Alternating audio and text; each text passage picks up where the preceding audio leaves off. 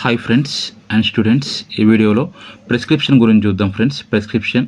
So first question to be asked about prescription is the term prescription is derived from which word? Latin. Okay, Latin word గుర్తుంచుకోండి. ప్రిస్క్రిప్షన్కి సంబంధించి first question అడగడానికి ఎక్కువ ఆస్కారం ఉంది. ఏంటంటే ఏ word నుంచి వచ్చిందంటే Latin word. Okay, Latin words it came from to Latin words. Means ఇక్కడ pre means before, scriptus means writing. Scriptus means writing. So ఓవరాల్గా లాటిన్ వర్డ్ గుర్తుంచుకోండి. ప్రిస్క్రిప్షన్ అనగానే లాటిన్ వర్డ్ మీకు గుర్తు రావాలి. సో ఫస్ట్ క్వశ్చన్ అడగడానికి ఎక్కువ ఆస్కారం ఉంది అదే. ఓకే, ఈ ప్రిస్క్రిప్షన్లోకి వెళ్ళి 2-3 మార్క్స్ వచ్చే ఛాన్స్ ఉంది ఫ్రెండ్స్. ఈజీ టాపిక్, 2-3 మార్క్స్ వస్తాయి. Okay, Latin word prescription came from 2 Latin words, pre before scriptus writing. Next, what is prescription? It is a written order from written order from a registered medical practitioner to pharmacist to compound and dispense medication for the patient. Okay, written order from the physician to pharmacist.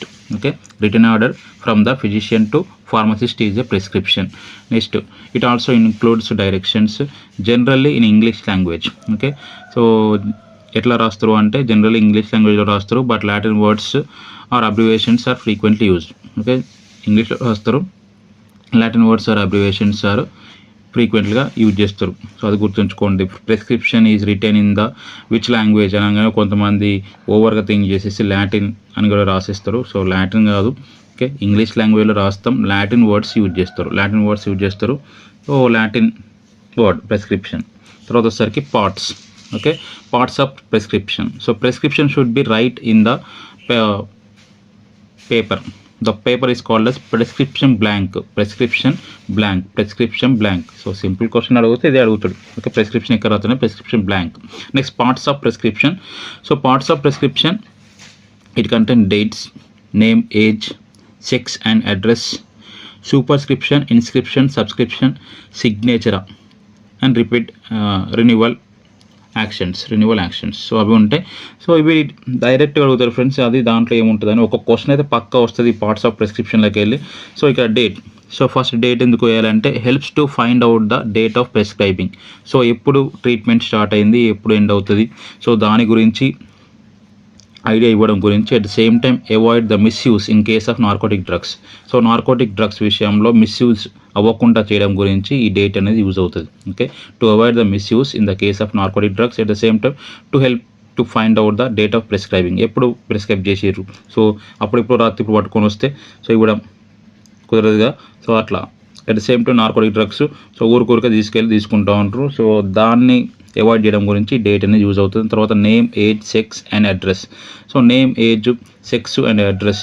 So ఇవి ఎందుకోసం use అవుతాయి అంటే అసలు ఎవరికి రాసిర్రు, ఎవరు తీసుకొచ్చారు. So అక్కడ name ఉంది, లేకపోతే age, sex, address. So address ఇవన్నీ దేనికి యూజ్ అవుతాయి అంటే వాళ్ళు ఎక్కడో నుంచో వచ్చి ఇక్కడ తీసుకోవచ్చు. కొంతమంది అడ్రస్ ఎక్కడో ఉండొచ్చు, ఇక్కడ వచ్చి తీసుకోవచ్చు. సో ఇక్కడికి ఎందుకు వచ్చి తీసుకుంటారు దాన్ని ఐడెంటిఫై చేయడం గురించి. లేకపోతే నేమ్, సో ఎవరికి రాసిర్రు, ఎవరు తీసుకుంటారు. ఫర్ ఎగ్జాంపుల్ అమ్మాయి నేమ్ ఉంటే అబ్బాయి వచ్చిండు, ఎందుకోసం వచ్చారు ఎట్లా. సో దాని ఎవరికి ప్రిస్క్రైబ్ చేసారు, ఎవరు తీసుకుంటారు. అదే కాకుండా ఇక్కడ ఏజ్, సెక్స్ ఎందుకోసం యూజ్ అవుతాయి అంటే to helps to check the prescribed dose. Okay, age, sex. So అమ్మాయిల ఫీమేల్స్కి తక్కువ డోసు, మేల్కి ఎక్కువ డోసు ఉంటుంది. తర్వాత వచ్చేసరికి ఫీమేల్కి తక్కువ డోసు, మేల్కి ఎక్కువ డోసు ఉంటుంది. సో సెక్స్ అట్లా యూజ్ అవుతుంది. సో అక్కడ ఫీమేల్ ఉంది, పేరు ఫీమేల్ ఉంది, డోస్ ఎక్కువ ఉంది. సో అప్పుడు ఫార్మసిస్ట్కి చెక్ చేయడానికి ఆస్కారం ఉంటుంది. ఫార్మసిస్ట్ చెక్ చేసి డోస్ తగ్గేయమని ప్రిస్క్రైబర్కి మళ్ళీ పంపొచ్చు. తర్వాత ఏజ్, చైల్డ్ డోస్ తక్కువ ఉంటుంది. సో అక్కడ ఏజ్ తక్కువ ఉంది, ఏజ్ రాస్తే అక్కడ డోస్ చెక్ చేయొచ్చు. ఒక డోస్ ఎక్కువ ఉంటే ఇది చిన్నపిల్లడు గారికి ఇంత డోస్ ఎందుకు రాసిండు, డాక్టర్ మర్చిపోయి రాసిండేమో తెలుసుకోవడం గురించి name, age, sex, address use అవుతూ ఉంటాయి. ఓకే, తర్వాత superscription. So main. Okay, superscription. So దీని మీద క్వశ్చన్ అడగడానికి ఎక్కువ ఆస్కారం. Superscription, the symbol Rx you take. So direct question ఇక్కడికి వెళ్ళి ఎన్ని క్వశ్చన్స్ వస్తాయి చూడండి friends. Rx means you take ఒక క్వశ్చన్. Okay, Rx means you take. Rx is in the prescription in which part? సూపర్స్క్రిప్షన్లో ఆర్ఎక్స్ ఉంటుంది. ఓకే, ఆర్ఎక్స్ ఎక్కడ ఉంటుంది? సూపర్స్క్రిప్షన్లో ఉంటుంది. Superscription contents what? Rx. Okay, so ఇన్ని క్వశ్చన్స్ ఇక్కడ. తర్వాత Rx is the symbol of sign of Jupiter. Okay, so god of healing. So పూర్వపు రోజుల్లో గాడ్ ఆఫ్ హీలింగ్. సో నీకు మంచి జరగాలి అని ఫస్ట్ దేవుని మొక్కి రాత్రుగా, సో అట్లా ఆర్ఎక్స్ అని రాయడం స్టార్ట్ చేసారు. సో అట్లా ఓవరాల్గా అయితే సూపర్స్క్రిప్షన్లో ఏముంటుంది, ఫస్ట్ క్వశ్చన్ ఆర్ఎక్స్ ఉంటుంది. తర్వాత ఆర్ఎక్స్ ఎక్కడ ఉంటుంది, సూపర్స్క్రిప్షన్లో ఉంటుంది సెకండ్ క్వశ్చన్. తర్వాత ఆర్ఎక్స్ అంటే యూ టేక్. తర్వాత Rx is the symbol or sign of Jupiter. So ఈ క్వశ్చన్ వస్తుంది, బాగా గుర్తుంచుకోండి friends. Next inscription, epigraph. Inscription or epigraph, main part of the prescription. It contains the quantity of the ingredients. Okay, quantity of the ingredient, at the same time type of dosage, మొత్తం అన్ని కూడా ఇక్కడే ఉంటాయి. So type ingredient to be used and quantity of the ingredients and type of dosage form మొత్తం కూడా ఎక్కడ ఉంటుంది అంటే ఇన్స్క్రిప్షన్లో మెయిన్ పార్ట్. సో డైరెక్ట్గా quantity of ingredients lies in the which part of the prescription, inscription or epigraph. Next subscription contains direction to pharmacist for preparing prescription, number of doses to be dispensed. Okay, సబ్స్క్రిప్షన్లో ఏముంటుంది అంటే direction to the pharmacist about the doses. Okay, ఎన్ని doses తయారు చేయాలి, ఎన్ని dispense చేయాలి అనేది మొత్తం కూడా సబ్స్క్రిప్షన్లో ఉంటుంది. ఓకే, సూపర్స్క్రిప్షన్ ఆర్ఎక్స్ ఉంటుంది, యూటేక్. ఇన్స్క్రిప్షన్లో మెయిన్ పార్ట్ క్వాంటిటీస్ ఉంటాయి.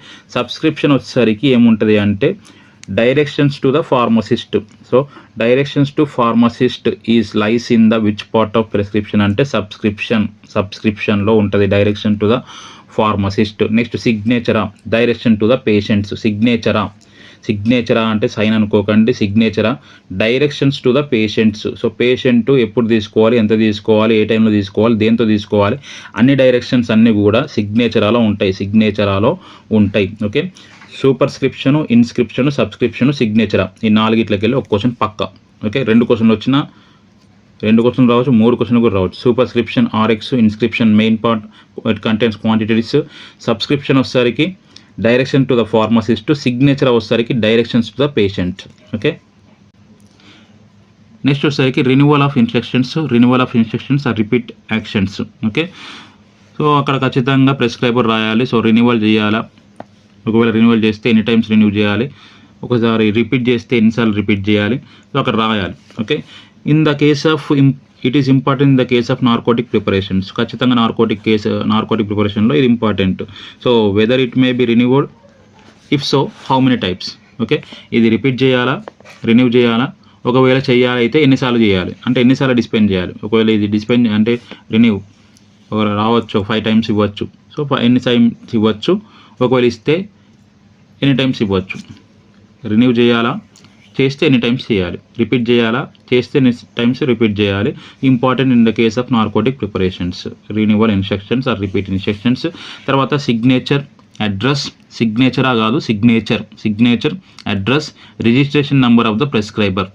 సో ఇవన్నీ ఉండడం వల్ల ఏమవుతుందంటే to prevent the misuse. Okay, signature, address, registration number of the prescriber ఉంటే so prevent the misuse of the drugs.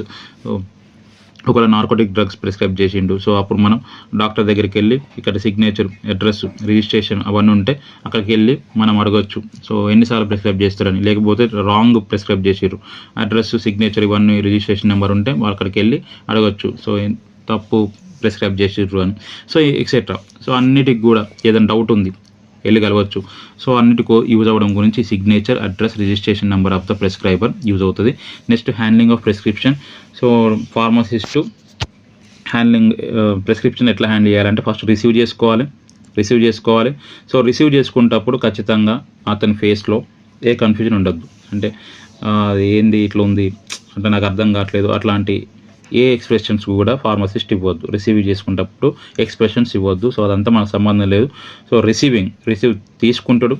తర్వాత రీడింగ్ అండ్ చెకింగ్. సో కేర్ఫుల్గా రీడ్ చేయాలి, చెకింగ్ చేయాలి, అన్ని కరెక్ట్గా రాసిందా లేదా, లేకపోతే మొత్తం ఉందా లేదా మ్యాటర్ కరెక్ట్గా రీడ్ చేసుకోవాలి, చెక్ చేసుకోవాలి. రిసీవ్ చేసుకోవాలి, రీడ్ చేసుకోవాలి, చెక్ చేసుకోవాలి. తర్వాత collecting and weighing. Okay, collecting weighing అప్పుడు సో కలెక్టింగ్ చేసుకునే అన్ని శాంపుల్స్ అన్ని కూడా లెఫ్ట్ సైడ్ పెట్టుకోవాలి, వెయ్యి అయిన శాంపుల్స్ అన్ని కూడా రైట్ సైడ్ పెట్టుకోవాలి. ఇది ఒకటి గుర్తుంచుకోండి. Okay, collecting and weighing.